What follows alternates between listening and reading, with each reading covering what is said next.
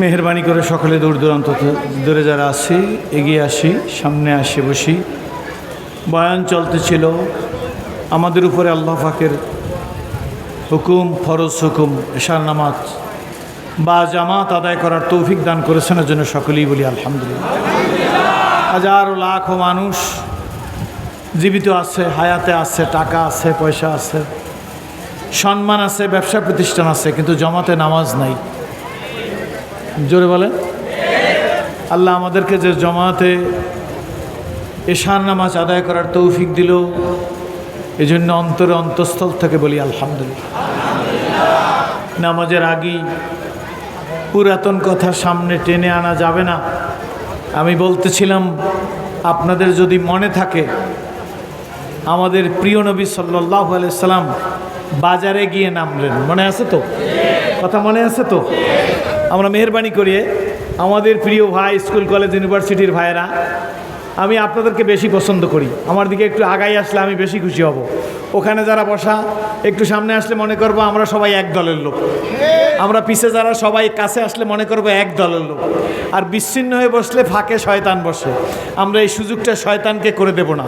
দুরূদ শরীফ পড়ি, আল্লাহুম্মা সাল্লি আলা। প্লিজ, গরম বেশি লাগবে না ইনশাআল্লাহ। গরম ঠান্ডার মালিক তো আল্লাহ। একটু দয়া করে আগাই আসেন, খুশি হব। আমি বিদেশি মেহমান, আপনাদের কাছে সবিনয় আবেদন করলাম। দুরূদ শরীফ পড়ি, আল্লাহুম্মা সাল্লি আলা সাল্লাল্লাহু আলাইহি ওয়া আলা আলিহি ওয়া সাহবিহি ওয়া বারাকা সাল্লাম। আল্লাহুম্মা সাল্লি আলা।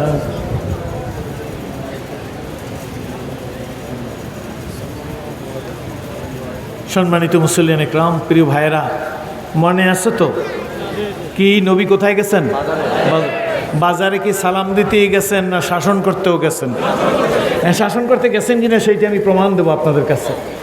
হুজুর বাজারে গেলেন, বাজারে গিয়ে নামলেন, তো কিসের পিঠে চড়ে গেছেন সেদিন? গাধা। তো সাহাবীরা বলে, হুজুর আপনি কি শুরু করলেন? উট আছে, ঘোড়া আছে, খচ্চর আছে, আপনি গাধার পিঠে কেন? আল্লাহু আকবার। ইন্নাকা লাআলা খুলুকিন আযীম। আপনি মহান চরিত্রের অধিকারী। জোরে বলেন আলহামদুলিল্লাহ। বলে হ্যাঁ, উট আছে, ঘোড়া আছে, খচ্চর আছে, গাধাও আছে, কিন্তু আমি গাধার পিঠে এই জন্য চড়লাম, আমৃত্যু আসার পরটাকে চিরজীবনের জন্য বন্ধ করে দিলাম। জোরে জোরে বলি সুবহানাল্লাহ।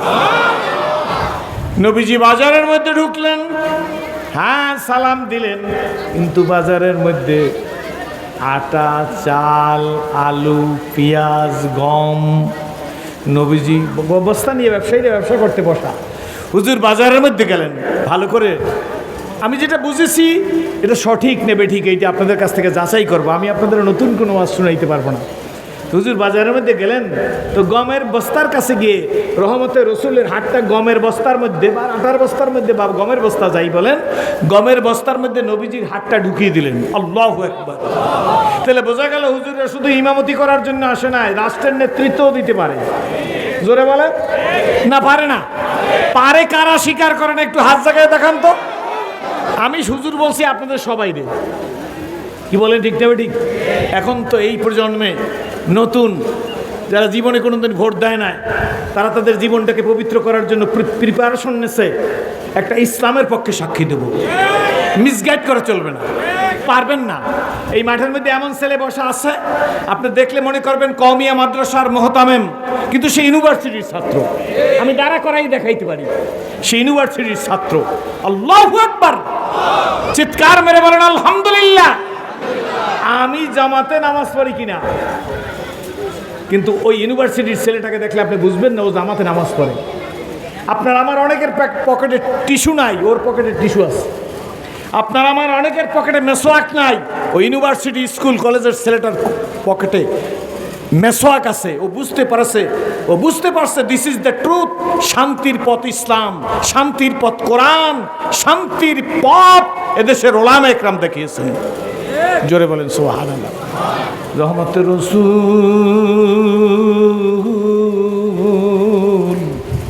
হাতখানা গমের বস্তার মধ্যে ঢুকিয়ে দিলেন। হুজুরের হাত গমের বস্তার মধ্যে।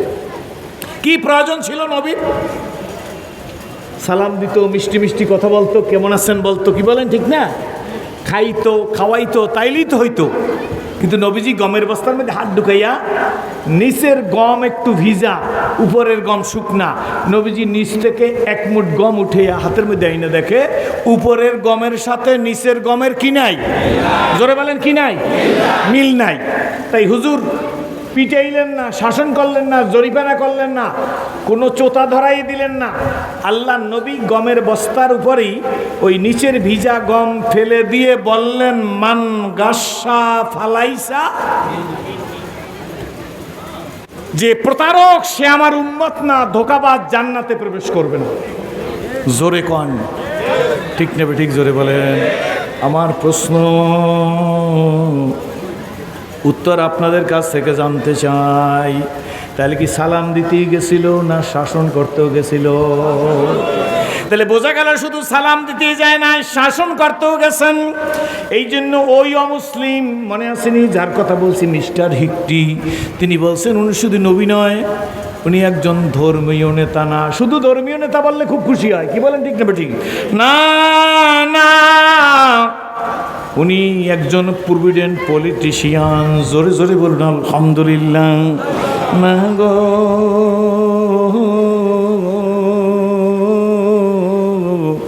উনি ইসলামী রিপাবলিক অফ মদিনার প্রথম প্রেসিডেন্ট। নৈকমরা ভোগবিলাসের কান্ম ছিল শাহাদাতের, বলো নৈকমরা ভোগবিলাসের কান্ম ছিল শাহাদাতের। ভিখারির বেশে খলিফা যাদের, জোরে, ভিখারির বেশে খলিফা যাদের, কাদের? আমাদের। ভিখারির বেশে খলিফা যাদের, শাসন করিল আদা জাহান। তারা যে ঘুমিয়ে বিভোর, তাই বাহিরে বইছে ঝড় তুফান। ঘুমিয়ে কাজা করলি ফজর, যখন জাগিনি তখন জোহর। হেলায় খেলায় কাটিল আসর, মাগরিবেতে শুনিয়া যান। এর সাথে জামাত হরে হাজির, এখনো জামাতে আছে রে স্থান। জোরে বলেন আলহামদুলিল্লাহ। নৈকমরা ভোগ বিলাসের কান্ম ছিল শাহাদাতের। ভিখারির বেশে খলিফা যাদের, জোরে বলেন, ভিখারির বেশে খলিফা যাদের, শাসন করিল আদা জাহান।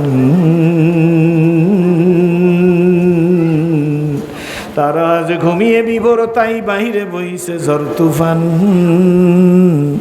ঘুমিয়ে কাজা করলি ফজর, যখন জাগিনি তখন জোহর। হেলায় খেলায় কাটিল আসর, মাগরিবেতে শুনিয়া যান। এর সাথে জামাত হরে হাজির, এখনো জামাতে আছে রে স্থান। বাজিছে দামামা বাদারে আমামা, সে রুসু করি মুসলমান।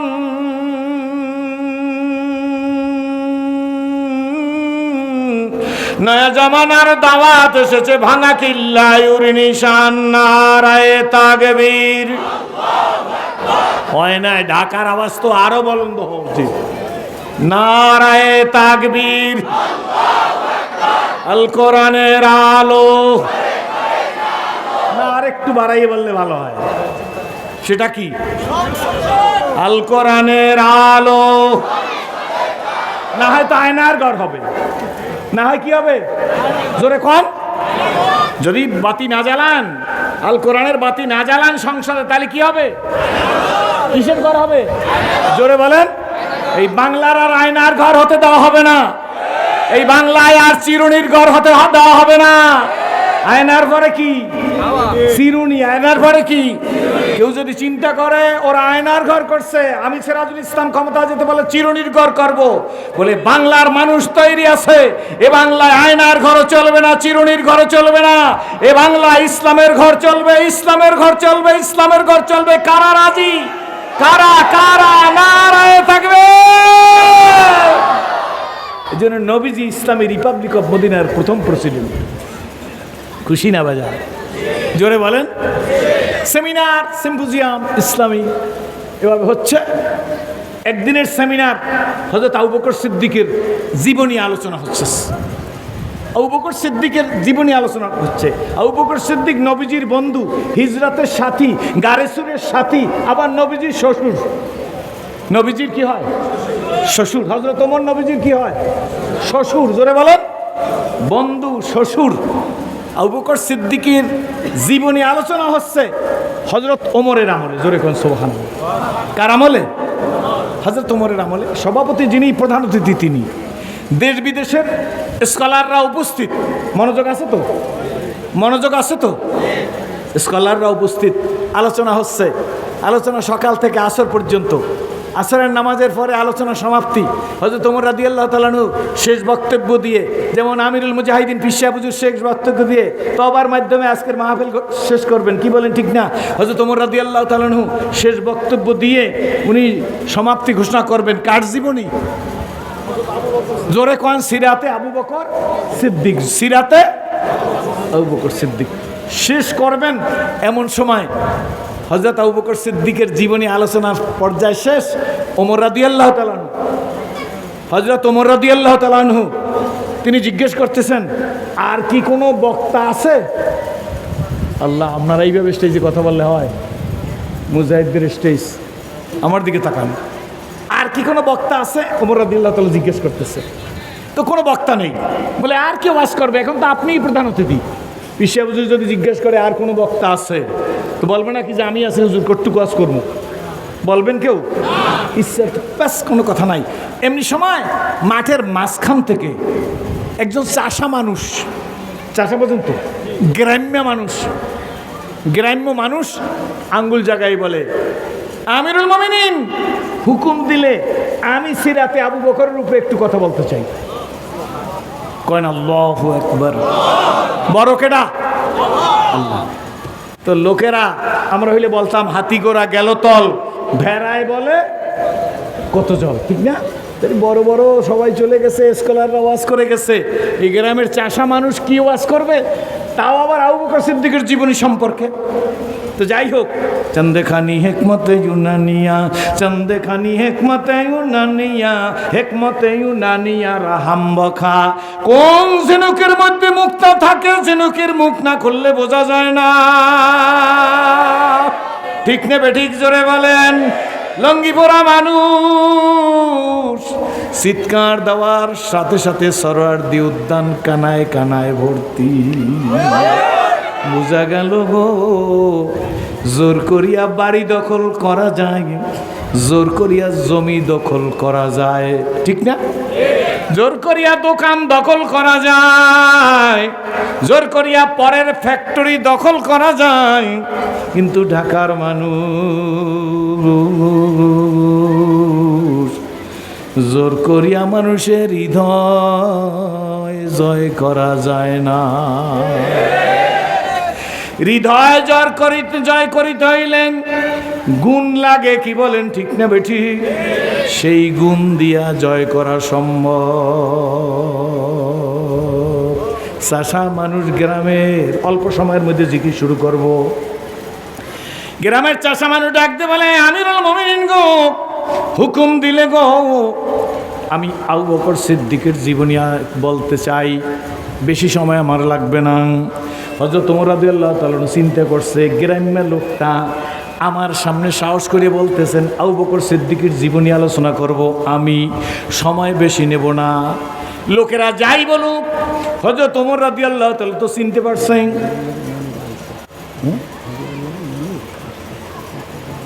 তাহলে আমি কয়টা পর্যন্ত? 10 মিনিট মধ্যে 10 মিনিট মধ্যে সব জানাইতে, ঠিক আছে? আলহামদুলিল্লাহ। কন্যায় সবাই মুখ খুলে নাই, আর একটা চিৎকার দেন। লাভ হয়েছে কার? প্রত্যেকের। আপনার লাভ হয়েছে। কি বলেন, ঠিক না? ঠিক। হযরত ওমর রাদিয়াল্লাহু তাআলা চিনতে পারছেন। তিনি দাঁড়িয়ে বলে, তুমি বলো কি বলবা? গ্রামের লোকটা দাঁড়িয়ে বলে, আমিরুল মুমিনিন, আমি আবু বকর সিদ্দিককে দেখেছি, তার হাতে একটা বাটি, বাটির মধ্যে কিছু হালুয়া। বাটির মধ্যে কি? এই হালুয়ার বাটি নিয়ে আমার দিকে তাকান। হযরত আবু বকর সিদ্দিক এই রাস্তা থেকে ওই মাথা পর্যন্ত গেছে, ওখান থেকে ডাইন গলিতে তাকে ঢুকতে দেখছি। ওই গলির থেকে ডাইন গলিতে ঢুকতে দেখছি। আবু বকর সিদ্দিকের জীবনী শেষ, সে বসে পড়ছে। সুবহানাল্লাহ। তো লোকেরা বলে বলছি না, হাতি ঘোড়া গেল তাল, ভেড়ায় বলে কত জল। আবু বকর সিদ্দিক হালুয়া নিয়ে রাস্তার মাথায় সেখান থেকে ডান গলিতে ঢুকছে, এটা জীবনই হইল। কিন্তু ওমর রাদিয়াল্লাহু তাআলা আনহু সমাপ্তি ঘোষণা করার পরে নিজে বলতেছে, আমি বিন্দুর মধ্যে সিন্ধু পেয়ে গেছি। বিন্দুর মধ্যে, জোরে কান, বিন্দুর মধ্যে। তিনি রাত্রে বাসায় গেছেন, ওনার স্ত্রীর নাম আতেকা। আতেকা সন্ধ্যার পরে আমিরুল মুমিনিন বাসায় যায় না, মসজিদে নববীতেই থাকেন। কিন্তু আজকের বাসায় গেছেন, বালিশে শুইয়া ডান দিকে বাম দিকে করতেছেন, আতেকা মাথা টিপে দিতেছে। স্ত্রী স্বামীর মাথা টিপে দেবে, এইটাই তো স্বাভাবিক। কিন্তু আমাদের দেশের অনেক নেতাদের কপালে সেইটা জোটে না, কারণ তাদের ইসলাম নাই। তাদের মাথা টিপে বিদেশি বেগম সাহেবরা। এটা বলার এখন সময় নাই, না হয় আচ্ছা মতো সাইজ করে বলতাম। কি বলেন, ঠিক নেবে? ঠিক, একেবারে নাম দাম সহ। কি বলেন, ঠিক না? হ্যাঁ। তো আমিরুল মুমিনিন ছটফট করতেছে, অস্বস্তি। আতেকা জিজ্ঞেস করতেছে, প্রিয় স্বামী আপনার কি হয়েছে? আমার কিছুই হয় নাই, আমি বিন্দুর মধ্যে সিন্ধু পেয়েছি। আজকে সিরাতে আবু বকর শুনতে গিয়ে, বলতে গিয়ে গ্রামের এক চাষা বলেছে, এই রাস্তা দিয়ে আবু বকর সিদ্দিক ওই মাথা পর্যন্ত গেছে, ওখান থেকে ডান দিকে গেছে। সুতরাং আতেকা, আমার মনে হয় এখান থেকে আমি আমার ভাই আবু বকর সিদ্দিকের কাছ থেকে আমি অনেক শিক্ষার কিছু পেয়ে গেছি। আরে পাগড়ি কেন বেঁধেছেন তাতে দরকার নাই, আকাবরের দিনেরা বেঁধেছেন তাই আমরাও বাঁধবো। ঠিক নেবে? ঠিক, জোরে কর। জিকির কেন করব বলে কেন নাই, আল্লাহ জিকির করতে বলছেন, ইয়া আইয়ুহাল্লাযীনা আমানু, ইমানদারদেরকে। আমিও তো ইমানদার, আমি যে দল করি, আমি যে ব্যবসা করি, আমি যে তরিকায় থাকি, সুতরাং আমি জিকির করব। ঠিক হয় না? জোরে, আরো জোরে কন। ঠিক। লাভ দিয়ে উঠে গেছেন। আতেকা, ফজরেও আসা হবে না, ফজরের নামাজের বাদে তুমি হালুয়া রান্না করিয়া বাটিতে করিয়া রাজদরবারে দপ্তরে পাঠাই দিও। রাজদরবার কোনটা? মসজিদে নববী। কি বলেন, ঠিক নেবে? ঠিক। আর আজকাল ইমাম সাহেবরা আমার কাছে আসে, যদি 25 মিনিটের বয়ান 5 মিনিট বাড়ে, আরে আল্লাহ, সভাপতি মা জানলার উপর বাড়ি মারে, সেক্রেটারি দরজা দরিয়া ধাক্কা মারে। কি বলেন, ঠিক নেবে? ঠিক। এরপরে জিজ্ঞেস করে, হুজুর আপনাকে আন্দাজ নাই, 25-এ শেষ করবেন, 30 করলেন কেন? তাহলে বোঝা গেল ইমাম কি ইমাম না সভাপতি ইমাম? এক্সকিউজ মি, কোনো সভাপতি সেক্রেটারি থাকলে আমার উপর রাগ হবেন না। আপনি ইমাম না ইমাম? ইমাম। তো আপনি 5 মিনিটের জন্য ওনাকে ধরলেন কেন? ইমামের অজু নাই, 2 মিনিট দেরি হয়ে গেছে, তো বলে দেখছেন কেমন আলেম, অজু থাকে না। আপনার মনে হয় পায়খানা প্রস্রাব করার পরে অজু না করলে অজু থাকে? তার মানে এটা একটা হিংসার নজর। আলেম দেখতে পারবো না, টুপিওয়ালা দেখতে পারবো না, ইমাম দেখতে পারবো না, পীর দেখতে পারবো না, তবলিগের কর্মী দেখতে পারবো না, মাদ্রাসার তালবেলামকে দেখতে পারবো না, ওদেরকে ভিক্ষুক মনে করতে হইবে। এটা একটা নেচার হয়ে গেছে। এই সমাজ ব্যবস্থাকে উল্টাইয়া, এই সমাজ ব্যবস্থাকে উল্টাইয়া, জোরে বলেন, এই সমাজ ব্যবস্থা উল্টাইয়া নতুন ইসলামী সমাজ ব্যবস্থাই বাংলাদেশে কায়েম করতে কারা রাজি আছেন? 2 হাত জায়গায় বলেন, 2 হাত। ইনশাআল্লাহ আল্লাহ কবুল করুক, জোরে বলেন আমিন। কথা প্রায় শেষ। সকালবেলা হালুয়া পাঠিয়ে দিও, অনেক কাইটকে ছোট্ট করি, এত বড় ঘটনা অন্যদিন বলবো, একটু করে বললাম। হালুয়া নিয়া আমিরুল মুমিনিনের কাছে দিছেন। আমিরুল মুমিনিন রাজদরবারের সকল কাজ শেষ করিয়া জোহরের নামাজ আদায় করার পরে হালুয়ার বাটি সামনে নিয়া ওই রাস্তায় গেছে। কোন রাস্তায়? যেই রাস্তায় যেই রাস্তায় আবু বকর সিদ্দিক গেছে, ওই গলির মধ্যে ঢুকছেন। দ্রুত বেগে বলে যাইতেছি, গলির মধ্যে ঢুইকা প্রচণ্ড দুর্গন্ধ। এই দুর্গন্ধে নাক চাইপা তিনি মনে করতেছেন, যদিও এই গলির থেকে দুর্গন্ধ আসে, কিন্তু এই দুর্গন্ধের রাস্তায় যখন আমার আগে আবু বকর সিদ্দিক গেছে, সুতরাং নিশ্চয়ই তার মধ্যে কোনো কারণ আছে। ঠিক না? ঠিক। রাজপথে এদেশের হক্কানি উলামা একরাম, প্রখ্যাত মুফাসসির, ইসলামী চিন্তাবিদরা যখন রাজপথে কথা বলতে যাই নির্যাতিত হয়েছে, ওই রাস্তার মধ্যে শান্তি আছে, আমাকে ওই রাস্তায় নামতে হবে। কারা রাজি? 2 হাত জায়গায় বলেন ইনশাআল্লাহ, জোরে বলেন আল্লাহুম্মা আমিন। ওই রাস্তার মধ্যে শান্তি আছে। আমাদের আকাবরের দিনরা যেই রাস্তায় গেছে, আল্লাহু আকবার, গেলেন দুর্গন্ধ। ওমর রাদিয়াল্লাহু তাআলা নিজে হাতের মধ্যে কি? হালুয়া। যাইতে যাইতে আরো সামনে গেলেন, গিয়ে দেখে এক পঙ্গু, হাত নাই পা নাই, চোখেও ভালো দেখে না, হা করি আছে, সমস্ত মুখটা পচা, জিহ্বা পচা, মুখ দিয়ে দুর্গন্ধ আসতেছে। ওমর রাদিয়াল্লাহু তাআলা আনহু ওই পঙ্গুর কাছে বসে গেলেন এবং পঙ্গুর কাছে জিজ্ঞেস করলেন, অনেক কথা বাদ দিয়ে গেলাম, জিজ্ঞেস করে, পঙ্গু পেটে কি খিদে পেয়েছে? পঙ্গু বলে, তুমি এত দেরি করে আসলে কেন? ওমর রাদিয়াল্লাহু তাআলা আনহুর শরীরের পশম দাঁড়িয়ে গেছে, আমি তো আসিই নাই, দেরি কেন? তুমি নিষ্ঠুর হয়ে গেছো, তুমি নিষ্ঠুর হয়ে গেছো, তুমি আমার কথা ভুলে গেছো, খিদা পেয়েছে কিন্তু তুমি আসো নাই। তা আমি তো এসে গেছি। হযরত ওমর রাদিয়াল্লাহু বলে, আমি তো এসে গেছি, তুমি খাও, হা করো। ওমর রাদিয়াল্লাহু তাআলা হালুয়াকে হাতের মধ্যে নিয়া, সকালবেলার হালুয়া রান্না করা একটু শক্ত হয়ে গেছে না, হাতে নিয়ে নাড়া দিয়া পঙ্গুর মুখের মধ্যে ঢুকাই দিছে, আঙ্গুল দিয়ে ধাক্কা দিছে, পঙ্গু একটা চিৎকার দিছে, আমার জীবন বেরিয়ে গেল। ওমর রাদিয়াল্লাহু তাআলা শরীরের পশম দাঁড়িয়ে গেছে, আমি কি অপরাধ করলাম? পঙ্গু চিৎকার দিয়া বলে, তুমি নিষ্ঠুর, তুমি জালেম, তুমি আমার আগের বন্ধু না। আল্লাহু আকবার। দেখে বলে, তুমি আমার আগের বন্ধু না, তুমি আমার আগের বন্ধু না। তোমার আগের বন্ধুকে, তোমার নাম বলো।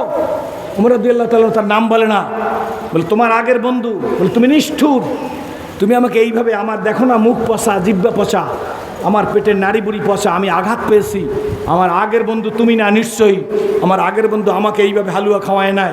হয়তো ওমর রাদিয়াল্লাহু তাআলা বলে, তোমার আগের বন্ধু কে এবং কিভাবে তোমাকে হালুয়া খাওয়াইছে? ওই পঙ্গু কাঁদে আর বলে, আমার আগের বন্ধু আবু বকর। উনি হাতের মধ্যে হালুয়া নিত, নিয়ে হালুয়া টিপে নরম করত, নরম করে আবু বকর সিদ্দিক মুখে নিত, মুখে নিয়ে জিব্বা দিয়ে লাড়াইয়া তার লালা দিয়া লিকুইড করত। এরপরে আমার ওই অপবিত্র মুখটার সাথে আবু বকরের পবিত্র ঠোঁটটা লাগাইয়ে দিয়া আবু বকর সিদ্দিকের জিব্বা দিয়ে ধাক্কা দিয়া আমার পেটে খাওয়াইয়া এতদিন আমাকে আল্লাহর রহমতের উপর ভরসা করে বাঁচাইয়ে রাখছে। বলো তুমি কে, তোমার নাম কি? ওমর রাদিয়াল্লাহু তাআলা কেঁদে ফেলছেন, ডেকে বলে, প্রিয় পঙ্গু, তোমার পরিচয় দাও। ডেকে বলে, তুমি কে বলো? বলে, আমি ওমর। পঙ্গু ডেকে বলে, ওমর গো, তোমার নাম আমি আসমানি কিতাবে পেয়েছি, আমার বন্ধু আবু বকর। ওমর, আমি ইহুদি ধর্মের বড় আলেম, এখনো ইসলাম কবুল করি নাই, আমি আমার আসমানি কিতাবের মধ্যে পেয়েছি, বিশ্ব নবীর মতো সোনার মানুষের সংস্পর্শে থাইকা আবু বকর সিদ্দিক আবু কুহাফার ছেলে নিজে এক সোনার মানুষে পরিণত হয়ে যাবে, নিজের লোকদের ভালোবাসবে। তাই শুধু নয়, আবু বকর এমন সোনার মানুষ হয়ে যাবে গো, আবু বকর অন্য ধর্মের মানুষকে নিজের মুখে চিবাইয়া হালুয়া লিকুইড বানাইয়া অন্য ধর্মের পুরোহিতকে জীবনে বাঁচাবার জন্য তার ঠোঁটের সাথে লাগাইয়া খাওয়াইয়া বাঁচাইয়া রাখবে। আসমানি কিতাবে দেখেছি, আমি সেই বন্ধু আবু বকরকে পেয়েছি, আবু বকর আমাকে এইভাবে হালুয়া খাওয়াইয়া বাঁচাইয়া রাখছে।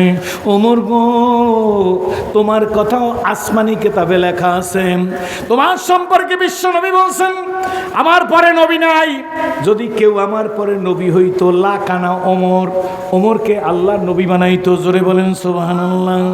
ওমর রাদিয়াল্লাহু তাআলা ডাক দিয়া বলে, ভাই, এবার আমি বুঝতে পেরেছি, আমার আবু বকর সিদ্দিক আমার বড়, উনি তোমাকে যেই তরিকায় হালুয়া খাওয়াইছে, আমি তো ওই তরিকা শিখছি এইমাত্র তোমার কাছ থেকে, অপেক্ষা করো, আমি ওইভাবে তোমাকে হালুয়া খাওয়াইতেছি। এই কথা বলিয়া হযরত ওমর নিজের মুখে হালুয়া দিয়া জিব্বা দিয়া নাড়তেছেন। ইহুদি পণ্ডিত এই পঙ্গু একটা চিৎকার মারিয়ে উঠছে, ডাক দিয়ে বলে, ওমর, মুখের হালুয়া রাখো, আগে কলেমা পড়াইয়ে দাও। আমার মনে আশা ছিল আমি শুধু হালুয়া খাইয়া বাঁচবই না, আমি আবু বকর সিদ্দিকের কাছে কলেমা পড়িয়া ইসলাম কবুল করব।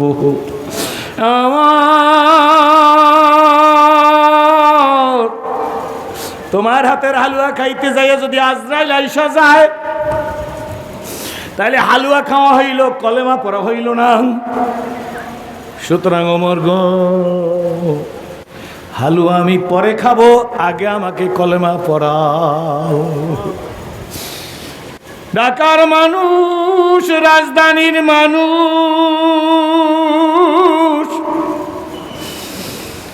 মঞ্চে ময়দান স্টেজের মানুষ,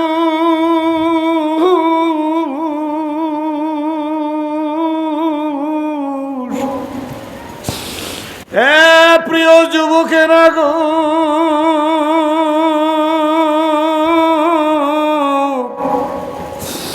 সোনামণিরা রে,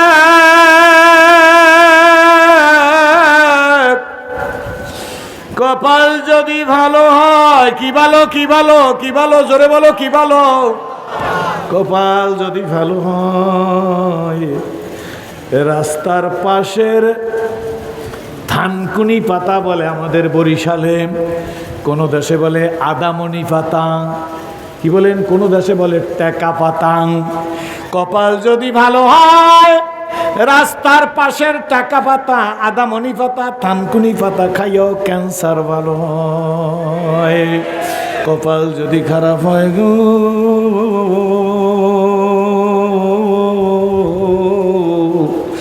ভেলোর, মাদ্রাস, সিঙ্গাপুর নিলেও লাশ হইয়া আসা লাগে। কি বলেন, ঠিক নেবে?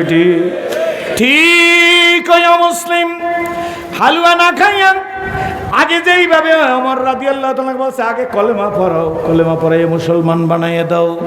কথা আমার শেষ। ওইভাবে বাবা গো এই সমাজকে ভাঙব, ইসলামী সমাজকে গড়ব। এই দীপ্ত শপথ নামার জন্য আজকের আমিরুল মুজাহিদিন, এদেশের মাটি ও মানুষের প্রিয় মানুষ। কি বলেন, ঠিক নেমা ঠিক? এই আমার আমিরুল মুজাহিদিন আল্লামা ফজলুল করিম রহমাতুল্লাহ আলাইহির আওলাদ যখনই খেলাফত প্রাপ্ত হইল, খেলাফত প্রাপ্ত হইয়াই টিপাইবাদ মুখে লং মার্চ করলো। কি বলেন, ঠিক নেবে ঠিক? কথা বলা সহজ, মাঠে খেলতে আসা বড় কঠিন। টিপাইবাদ মুখে লং মার্চ কোনো দলের স্বার্থে দেয় নাই। কি বলেন, ঠিক নেবে ঠিক? জাতির স্বার্থে, মানুষের স্বার্থে, দেশের স্বার্থে, মানবতার স্বার্থে, জাতি, ধর্ম, বর্ণ, গোত্র সকলের স্বার্থে লং মার্চ করছে। কি বলেন, ঠিক নেবে ঠিক? সুতরাং বন্ধু, হালুয়া খাওয়া যাবে, তার আগে আজকের আমিরের হাতে হাত দিয়া দীপ্ত শপথ গ্রহণ করতে কারা রাজি? 1 মিনিটের মধ্যে দাঁড়াইয়া আদা দিবেন ইনশাআল্লাহ। দাঁড়াইয়া আদা, আল্লাহ তুমি কবুল করো। দাঁড়াইয়া খুশি হব, এক জান্নাতে থাকবো। আল্লাহ তুমি তৌফিক দান করো। জোরে বলেন আল্লাহুম্মা আমিন। হাত নামান, সকলে বসে যান, আমার জন্য দোয়া করবেন। হাতের ব্যাটছে সিদ্ধান্ত যদি একটা না হয়, বলে মনীষা হুজুর এসে গেছেন, হুজুরের সফর সাথী কমিটির পক্ষ থেকে কি কালেকশনের কথা বলছে, ঠিক আছে? হ্যাঁ আছে, কি বলেন? উফ, কি আশ্চর্য। ঠিক থাকবে আপনাদের ওয়াদা? জোরে বলেন আল্লাহুম্মা আমিন। 28 তারিখ কি হবে? 28 তারিখ কি হবে? জোরে বলেন। আপনারা রাজি তো? শুধু যাবেন না, ঢাকা শহর সমুদ্রে পরিণত হবে, জনসমুদ্রে। জোরে বলে নারে তাকবীর, আল্লাহুম্মা আমিন। ইন্তেজামিয়া কমিটির পক্ষ থেকে বলা হয়েছে, এই কদিন পর্যন্ত ধারাবাহিক বৃষ্টি, আবহাওয়া খারাপ, স্বেচ্ছাসেবক ভাইরা রেডি হন। আমি সিরাজুল ইসলাম, সিরাজি, বরিশালের মানুষ, জালকাঠি জেলা আমার, নলছিটি থানা, আমার থানার লোক আছে। কি বলেন, ঠিক নেবে ঠিক? আমি জিজ্ঞেস করি আপনাদের কাছে, আমি যদি একটা আবেদন করি আপনারা শুনবেন না? সর্বোচ্চ 5 মিনিটের জন্য একটা আবেদন, প্রত্যেকে পকেটে হাত দিবেন। এই বিশাল ইসলামী সম্মেলনকে সফল করার জন্য